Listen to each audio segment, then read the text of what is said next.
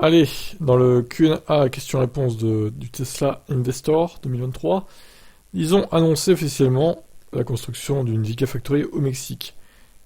Donc Gigafactory qui construira le nouveau véhicule abordable, le next-gen véhicule.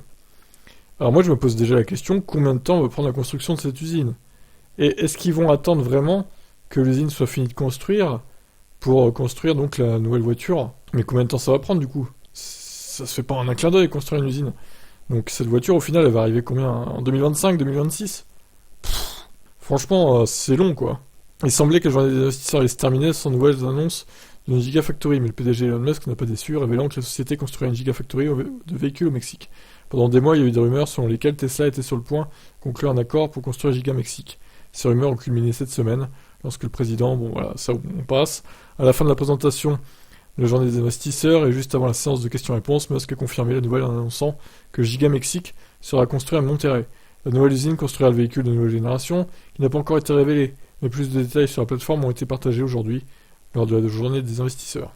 Peu d'autres détails ont été fournis sur Gigafactory Mexico, comme quand la construction commencera, ou quand l'entreprise vise à commencer la production. Il a ensuite été expliqué par Lars Moravy qu'il s'attendait à ce que la plateforme de nouvelle génération soit un produit à volume élevé, et qu'il prévoyait d'avancer rapidement, dans les 2 prochaines années. Étant donné qu'il s'agira d'un produit à volume élevé, le véhicule de nouvelle génération ne sera pas exclusivement construit à Giga Mexique. Ah bah ça oui, on se doute, du coup. Il a également été précisé que l'usine ne retirera pas la production de Gigafactory, mais viendra compléter la capacité de production existante de Tesla. Le seul inconvénient de cette annonce, du moins pour le moment, c'est que le Canada est également en lice. Ah, ils sont tristes du coup, hein. Drive Tesla Canada, ils sont très tristes.